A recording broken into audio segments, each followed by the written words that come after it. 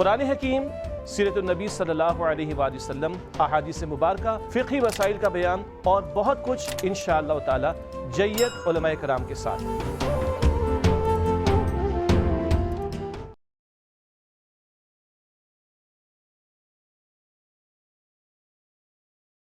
نحمده ونصلي على رسوله الكريم اما بعد بسم الله الرحمن الرحيم اللهم صل على محمد وعلى آل محمد وبارك وسلم رب يسر ولا تعسر وتمم بالخير رب اشرح لي صدري ويسر لي امري واحلل عقدة من لساني يفقهوا قولي واجعل لي وزيرا من اهلي آمين یا رب العالمین۔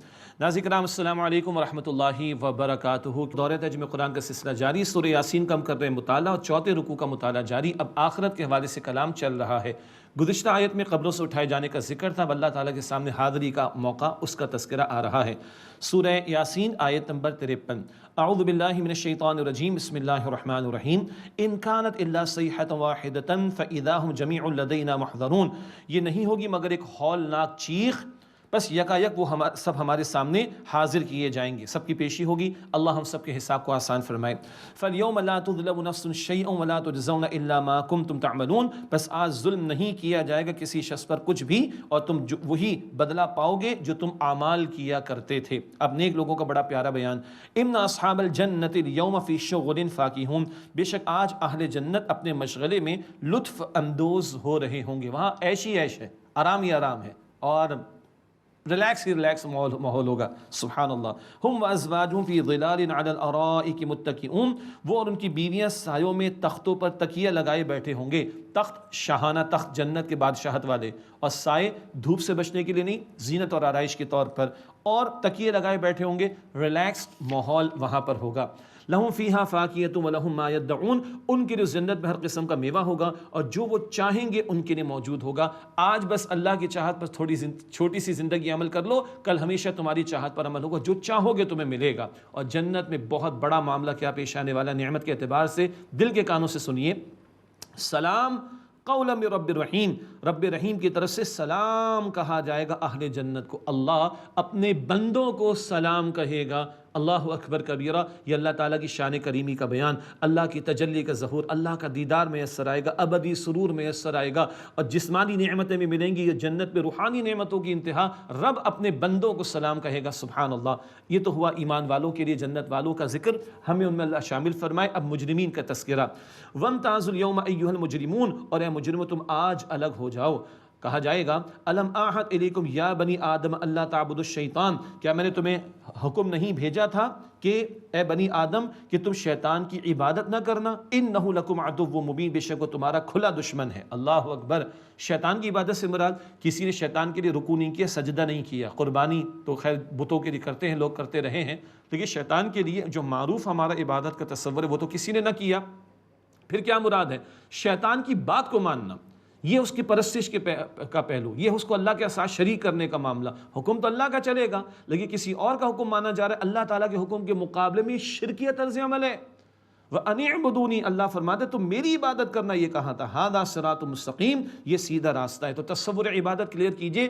عبادت سے نماز، زکوٰۃ، روزہ، حج، قربانی کا نام نہیں، پوری زندگی میں اپنے آپ کو اللہ کے حکم کے تابع کرنا، پوری زندگی میں، انفرادی معاملات زندگی، اجتماعی معاملات زندگی، یہ عبادت کا 24 گھنٹے کا تصور۔ ایاک نعبد، اسی کے ہم بات کو دہراتے ہیں سورہ فاتحہ میں۔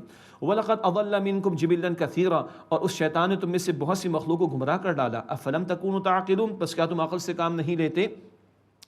هذه جہنم التي كنتم توعدون۔ یہ وہ جہنم جس کا تم سے وعدہ کیا گیا تھا۔ اصلوها اليوم بما كنتم تکفرون۔ تم جو کفر کیا کرتے تھے اس کے بدلے آج اس جہنم میں داخل ہو جاؤ۔ اليوم نختم على افواههم۔ آج ان کے منہوں پر ہم مہر لگا دیں گے۔ مشرکین جھوٹ بولنا چاہیں گے، سورہ انعام آیت نمبر 23 میں ہے، قسم اٹھا کر کہیں گے واللہ ما کننا مشرکین، ہم تو مشرک نہیں تھے، اللہ منہ بند کر دے گا۔ منافقین جھوٹی قسم اٹھائیں گے، اللہ منہ بند کر دے گا۔ اب فرمایا جا رہا ہے الیوم نختم علی افواہہم، آج ان کے منہوں پر ہم مہر لگا دیں گے۔ وتکلمنا ایدیہم وتشہد ارجلہم بما کانوا یکسبون، اور ان کے ہاتھ کلام کریں گے ہم سے، اور ان کے پاؤں گواہی دیں گے اس کے خلاف جو یہ اعمال کرتے تھے۔ انسانوں کے وجود میں سے ہاتھ کی گواہی، پیر کی گواہی، اور کچھ اور گواہیاں سورہ حامیم سجدہ آیت نمبر 20 اور 21 میں بھی آئیں گی۔ آنکھ، کان اور کھال کی گواہی بھی۔ اللہ اکبر۔ وَلَوْ نَشَاءُ لَطَمَسْنَا عَلَىٰ أَعْيُنِهِمْ فَاسْتَبَقُوا الصِّرَاطَ فَأَنَّىٰ يُبْصِرُونَ، اور اگر ہم چاہیں تو ان کی آنکھوں کو مٹا دیں، پھر وہ راستے کی طرف سبقت کرنے کے لیے دوڑیں تو کہاں وہ دیکھ سکیں گے۔ وَلَوْ نَشَاءُ لَمَسَّخْنَاهُمْ عَلَىٰ مَكَانَتِهِمْ فَمَا اسْتَطَاعُوا مُضِيًّا وَلَا يَرْجِعُونَ، اور اگر ہم چاہیں تو ان کو ان کی جگہوں میں ان کے گھر بیٹھے مسخ کر دیں، مراد ان کی شکلیں، پھر وہ چل نہ سکیں اور نہ وہ لوٹ سکیں گے۔ آج اس ہمارے وجود میں اللہ تغیر لاتا ہے نا، بالوں کا سفید ہو جانا، چہرے پر جھریوں کا آ جانا، اعضاء کا کمزور پڑ جانا، وہ اللہ قادر ہے۔ ان کفار اور مشرکین کے بارے میں کہہ رہے، حق کے مخالفت کرنے والوں کے بارے میں کہہ رہے کہ اللہ آنکھیں مٹا دے، اللہ چہروں کو مسخ کر دے، اللہ تعالیٰ اس بات پر قادر ہے۔ وَمَن نُعَمِّرُ نُنَكِّسُ فِي الْخَلْقِ، اور جس کے ہم عمر طویل کرتے ہیں اس کو تخلیق میں الٹ دیتے ہیں۔ افلا یعقلون، کیا وہ عقل سے کام نہیں لیتے؟ بڑھاپا آتا ہے، بچے کی طرح ضد آ جاتی، بچے کی طرح کمزوری آ جاتی، اعضاء کے اندر کمزوری آ جاتی ہے کہ نہیں؟ عقل معوف ہو جاتی۔ اللہ اکبر۔ اللہ نکمی عمر سے میری آپ کی ہم سب کی حفاظت فرمائے۔ فرمایا افلا یعقلون، بس کیا وہ عقل سے کام نہیں لیتے؟ ان تغیرات کو دیکھ کر اللہ سبحانہ و تعالی کی طرف متوجہ نہیں ہوتے اور اس کی نافرمانی سے باز آ کر حق قبول نہیں کرتے۔ وما علمناه الشعر وما ينبغي له، اور ہم نے آپ کو شعر نہیں سکھایا اور نہ آپ کی یہ شائن شان ہے صلی اللہ علیہ وسلم۔ اعتراض کرتے تھے مشرکین، یہ تو شاعر، معاذ اللہ ثم معاذ اللہ۔ شعراء کا پول تو قرآن پاک نے کھول دیا۔ سورۃ الشعراء کے آخر میں شعراء کا عام طور پر رویہ اور کردار کیسا ہوتا ہے؟ بڑا گھٹیا ہوتا ہے۔ اچھے شعراء کا ایکسیپشن الگ ہے، شعراء اس ماحول کے بھی ایسے ہی تھے، اور محمد مصطفیٰ کریم علیہ السلام ان پر تم شاعر ہونے کا الزام لگاتے ہو؟ قطعا نہیں۔ وما علمناه الشعر وما ينبغي له، اور ہم نے ان کو شعر نہیں سکھایا اور نہ یہ ان کے شائن شان تھا۔ ان ہوا الا ذکر و قرآن مبین، یہ تو نہیں مگر قرآن ایک نصیحت ہے، اور یہ تو کچھ نہیں سوائے اس کے کہ ایک نصیحت ہے، و قرآن مبین، اور واضح قرآن ہے جو محمد مصطفیٰ صلی اللہ علیہ وآلہ وسلم کو عطا کیا گیا۔ بہت مشہور واقعہ ہے، ایک پرانا کوئی مشہور شعر ہوگا، حضور نے پڑھنا چاہا، حضور علیہ السلام نہ پڑھ سکے، صدیق اکبر موجود تھے رضی اللہ تعالیٰ عنہ، عرض کی اے اللہ کے رسول، مسکرائے، اے اللہ کے رسول میں گواہی دیتا ہوں آپ اللہ کے رسول ہیں، آپ صلی اللہ علیہ وسلم کو اللہ تعالیٰ نے شعر نہیں سکھایا صلی اللہ علیہ وسلم۔ قرآن کیوں عطا ہوا؟ فرمایا لِيُنذِرَ مَن كَانَ حَيًّا وَيَحِقَّ الْقَوْلُ عَلَى الْكَافِرِينَ، تاکہ آپ صلی اللہ علیہ وسلم اس کو ڈرائیں جو زندہ ہو، جس کا دل زندہ ہو، اور کافروں پر حجت ثابت ہو جائے، جو ہٹ دھرمی پر اڑے رہیں گے اللہ کے عذاب میں مبتلا کیے جائیں گے۔ اولم یروا انا خلقنا لهم مما عملت ایدینا انعاما فهم لها مالکون، کیا وہ دیکھتے نہیں ہیں کہ ہم نے جو چیزیں اپنی قدرت سے بنائیں ان سے ان کے لیے پیدا کیے چوپائے، پس یہ ان کے مالک بنے ہوئے ہیں۔ اتنا تمہارے پاس ریوڑ ہے، اتنے جاندار ہیں، اتنے جانور ہیں، مالک بنے بیٹھے، عطا تو اللہ کی ہے۔ اور جانوروں ہی کی کیا بات، جو کچھ آج ہم سب کے پاس وہ کس کی عطا ہے؟ اللہ کی۔ تو ہم کہتے ہیں میرا ہے، وہ بھائی امانت ہے، ہم سب کے رہ کے ہیں، کل اللہ کو جواب دینا، یہ سب ہمارے پاس امانت ہے۔ بہرحال یہاں جانوروں کا بیان فرمایا فہم لہا مالکون، پس ان کے مالک بنے بیٹھے ہیں۔ وذللناها لهم فمنها رکوبہم ومنها یأکلون، اور ہم نے ان چوپایوں کو ان کا فرما بردار بنایا، پس ان میں سے بعض ان کی سواری ہیں اور ان میں سے بعض مراد ان کے بعض کے گوشت کو وہ کھاتے ہیں۔ ان کے تابع کر دیا، جیسے کہ اونٹوں کا ذکر پہلے آیا تھا سورہ حج میں بھی، ایک بہت بڑا ریور چل رہا ہے اور آگے ایک بچہ نکیر ایک اونٹ کی پکڑے ہوئے ہیں اور سارے اس کے پیچھے چلے آ رہے ہیں، اللہ نے تابع کیا، ان پہ سواری کرتے ہو، ان کے گوشت کو تم استعمال کرتے ہو۔ وَلَهُمْ فِيهَا مَنَافِعُ وَمَشَارِبُ، اور ان میں ان کے لیے اور بھی بہت سے فائدے ہیں، اور پینے کی چیزیں بھی، دودھ استعمال کرتے ہو اور بھی فائدے ہیں۔ افلا یشکرون، پھر کیا وہ شکر ادا نہیں کرتے؟ یہ اللہ کی کس قدر بڑی نعمت ہے، جانوروں کی صورت میں اور دیگر نعمتوں کی صورت میں شکر کی توجہ کرنے کا معاملہ بیان کیا جا رہا ہے۔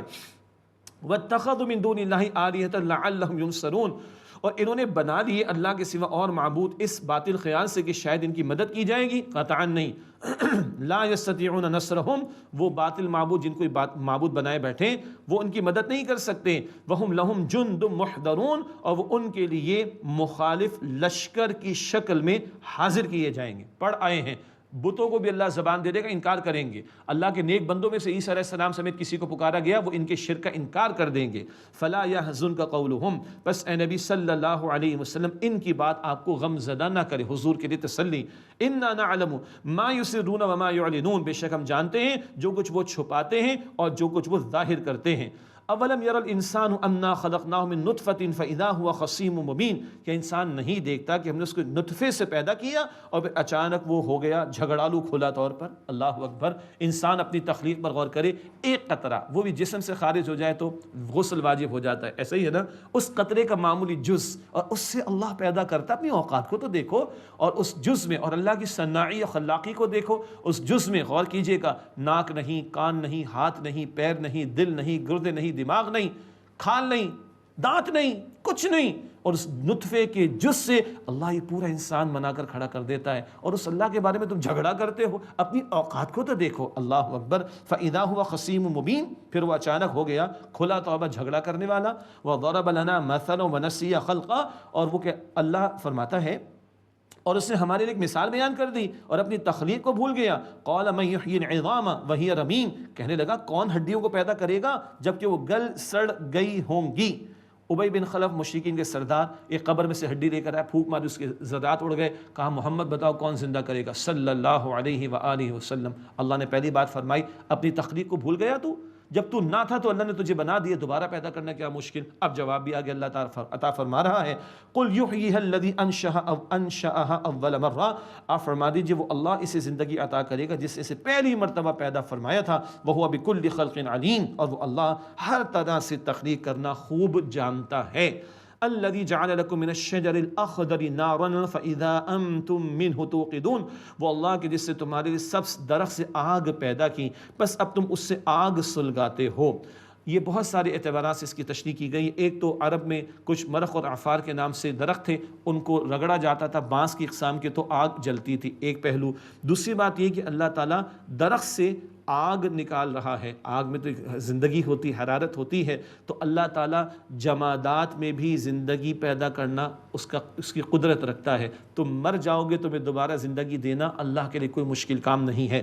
اولیس الذی خلق السماوات والارض بقادر علی ان یخلق مثلہم، بھلا وہ اللہ کی جس نے آسمان و زمین کو پیدا فرمایا، کیا وہ اس بات پر قادر نہیں کہ ان جیسے اور پیدا کر دے؟ بھلا کیوں نہیں؟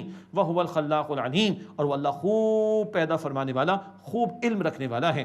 اللہ کی شان انما امرہ اذا اراد شیئا ان یقول له کن فیکون، اللہ کی شان تو یہ ہے جب وہ کسی معاملے کا ارادہ فرماتا ہے تو اس کام کے بارے میں کہتا ہے کہ ہو جا، اور وہ کام ہو جاتا ہے۔ ایک بات ہم پہلے پڑھ آئے، ایک ہے عالم امر، عالم امر میں اللہ کا حکم، اس میں ٹائم فیکٹر انوالو نہیں ہوتا، روح کا معاملہ، وحی کا آنا، فرشتوں کی آمد جامد۔ لیکن ایک ہے عالم خلق، آسمان و زمین، انسانوں کی تخلیق، اللہ کے کن سے ہی معاملہ ہوتا ہے، لیکن بہرحال اس میں ٹائم فیکٹر ہوتا ہے۔ بچہ ماں کے بطن میں 7 8 9 مہینے گزار کر پھر ماں کے بطن سے باہر آتا ہے، اٹ ٹیکس ٹائم۔ تو ایک عالم امر، اس میں ٹائم فیکٹر 0، اور ایک عالم خلق، اللہ کی حکمت اور اللہ کی مشیت کے مطابق اس میں ٹائم فیکٹر لگتا ہے۔ لیکن اللہ کی شان کیا ہے؟ کن فیکون، فرماتا ہو جا اور وہ معاملہ ہو جاتا ہے۔ فسبحان الذی بیدہ ملکوت کل شیء والیہ ترجعون، پاک ہے وہ اللہ سبحانہ وتعالیٰ جس کے ہاتھ میں ہر شے کی بادشاہت ہے، اور اسی اللہ سبحانہ وتعالیٰ کی طرف اے لوگو تم لوٹائے جاؤ گے۔ یہ الحمدللہ سورہ یاسین کا مطالعہ مکمل ہوا، ہمارے معمولات میں شامل ہے، اللہ قبول فرمائے۔ ترجمہ بھی سامنے رہے تو انشاءاللہ وہ توحید اور آخرت اور رسالت کے موضوعات یاد رہیں گے۔ ایمان ہی کا تو معاملہ ہے نا، آج دجالی فتنہ ایمان کے در پہ ہے، شیطان کے حملے ایمان کے در پہ ہے۔ ایمان ہے تو کل نجات ہے، ایمان نہیں تو نجات نہیں مل سکے گی۔ اللہ ہمارے ایمان کی حفاظت فرمائے۔ سورہ یاسین کے بعد سورہ صافات، رکوع اس میں بھی 5 ہیں سورہ یاسین کی طرح، مگر آیات چھوٹی چھوٹی ہیں، 182 آیات ہیں، سبحان اللہ۔ مکی صورت ہے، 5 رکوع، 1 رکوع درمیان میں خاصا طویل بھی ہے، لیکن چھوٹی چھوٹی آیات ہیں، 182 آیات۔ اللہ تعالیٰ کی قدرتوں کا ذکر ہے، ثواب و عذاب کے بیانات ہیں، انباء الرسول، رسولوں کے حالات کا تذکرہ بھی ہے، 2-3 رسولوں کے حالات کا ذکر ایک خاص انداز سے بھی ہمارے سامنے آئے گا انشاءاللہ، اور شرک کا رد بھی کیا گیا ہے۔ سورہ صافات مکی صورت، آئیے مطالعہ شروع کریں۔ بسم اللہ الرحمن الرحیم۔ والصافات صفا، قسم ہے صف بستہ کھڑے رہنے والوں کی، مراد فرشتے، اور یہ فرشتے خود کہیں گے کہ ہم صفے باندھے کھڑے ہیں۔ اسی صورت کی آیت نمبر 165 میں تو صفے کس کی؟ فرشتوں کی۔ ایک فرشتوں کی صفے ہیں، ایک ایمان والوں کی صفے نماز میں درست رہنی چاہیے، اور ایک اللہ والے جب راہ خدا میں جنگ کرتے ہیں، سورہ صف ہی کا لفظ وہاں پر ہے، وہاں پڑھیں گے راہ خدا میں جب قتال ہوتا ہے تو صفے باندھ کر کھڑا ہونا ہے۔ صفوں کی بڑی امپورٹنس ہے، فرشتوں میں بھی اور انسانوں میں بھی اور اہل ایمان میں بھی۔ فرمایا والصافات صفا، قسم ہے صف بستہ کھڑے رہنے والے فرشتوں کی، فالزاجرات زجرا پھر جھڑک کر ڈانٹنے والوں کی، مراد آداب لانے والے، فالتالیات ذکرا پھر ذکر کی تلاوت کرنے والوں کی، ایک مراد وحی لانے والے۔ ان فرشتوں کی قسم اٹھا کر اللہ فرما رہا ہے ان الہکم لواحد، بے شک تمہارا معبود واحد ہے اللہ، رب السماوات والارض وما بینہما ورب المشارق، رب ہے آسمانوں کا اور زمین کا اور ان سب چیزوں کا جن دونوں کے درمیان ہے،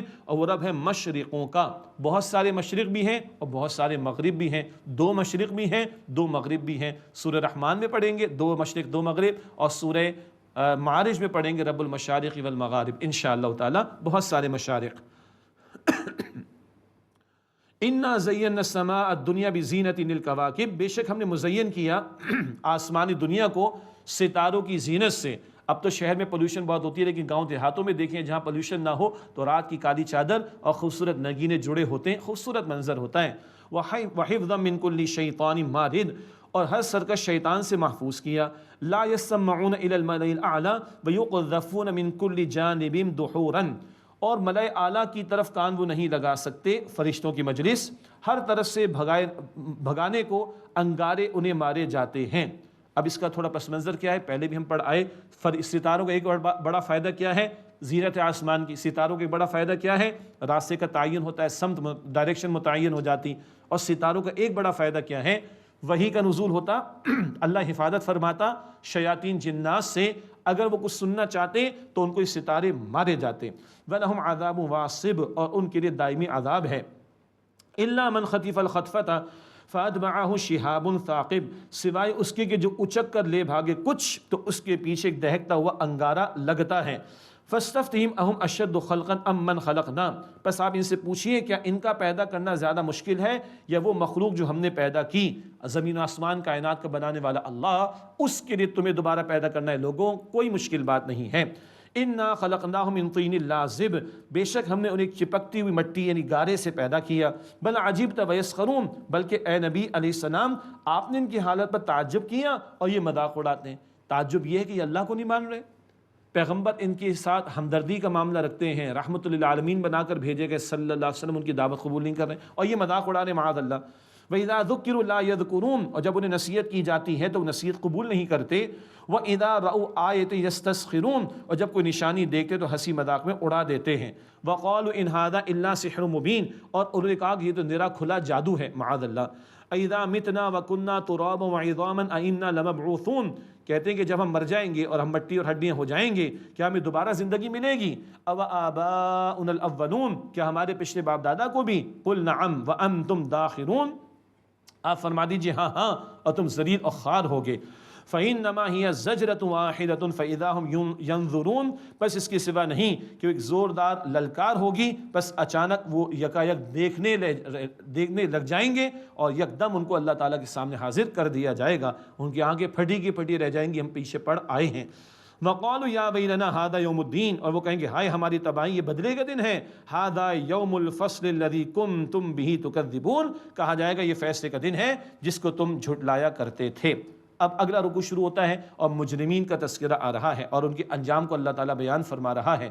نازل کلام یہ قرآن اللہ کا سچا کلام، اور یہ قصے کہانیاں نہیں ہیں، یہ حق کلام ہے۔ یہ واقعات کیوں بیان ہو رہے ہیں؟ مجرموں کے انجام کو پڑھ کر عبرت حاصل کریں، جرائم کو چھوڑیں، اور متقین کے انجام کو دیکھ کر شوق پیدا کریں، تقوی اور خیر کے کاموں میں آگے بڑھیں۔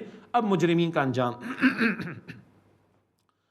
احشروا الذین ظلموا ازواجہم وما کانوا یعبدون من دون اللہ، تم ظالموں کو اور ان کے ساتھیوں کو جمع کرو جن کی وہ عبادت کرتے تھے اللہ کے سوا۔ فاہدوہم الی صراط الجحیم، پس تم ان کو جہنم کا راستہ دکھاؤ۔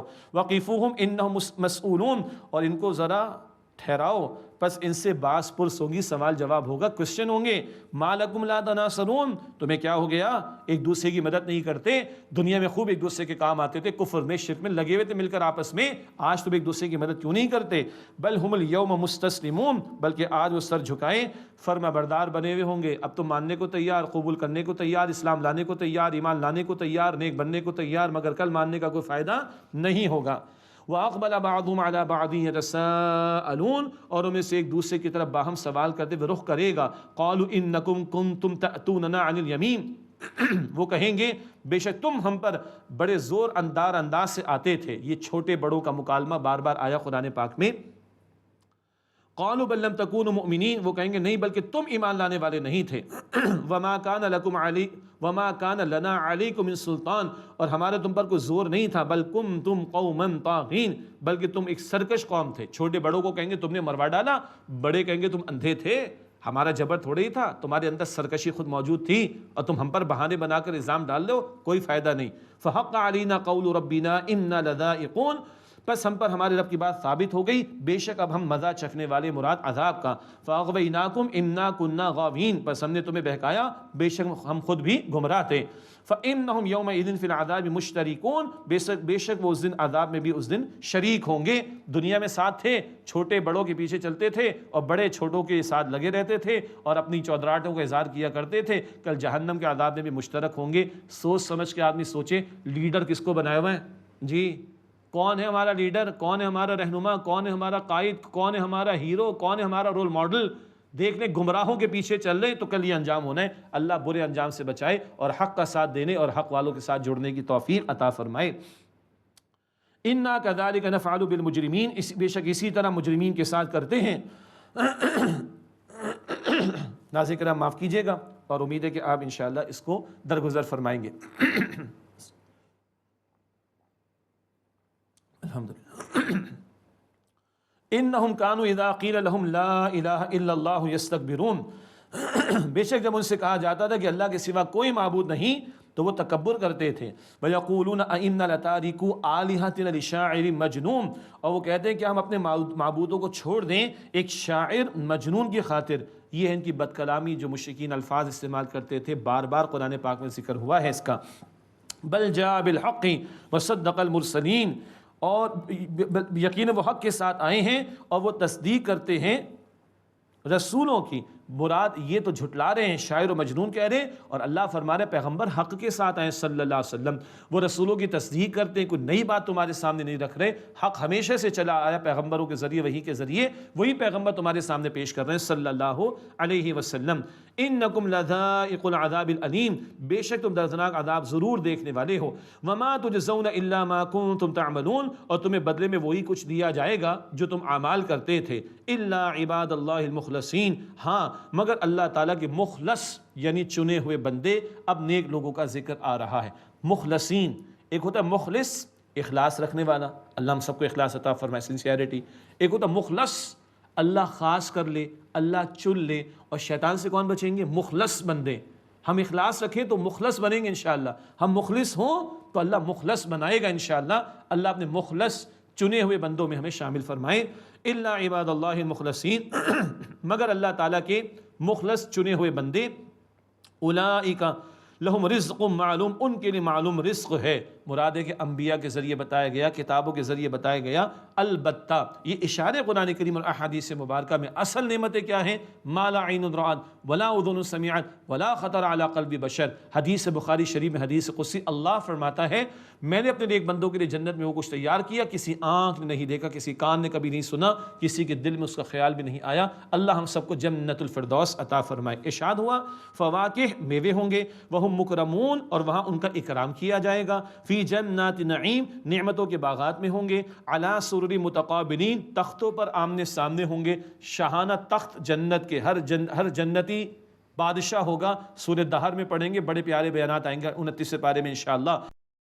سامنے کے پیٹ کوئی نہیں کرے گا، ریلیکس ماحول ہوگا، اور شراب کے پیالے بھی چلیں گے. جی آ رہی ہے پاکیزہ والی.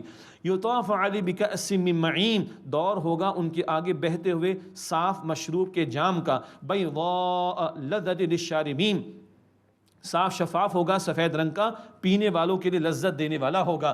لا فیہا غول ولا ہم عنہا ینزفون، نہ اس میں درد سر ہوگا اور نہ اس سے بہکی بہکی باتیں کریں گے. دنیا میں خمر تو حرام ہے، یعنی شراب جس کو اردو میں کہتے ہیں. جنت میں اللہ پاکیزہ شرابن طہورا، پاکیزہ مشروب عطا کرے گا. اس کے فلیورز بھی بیان ہوئے، وہ سورہ دہر میں پڑھیں گے 29 پارے میں انشاءاللہ تعالی.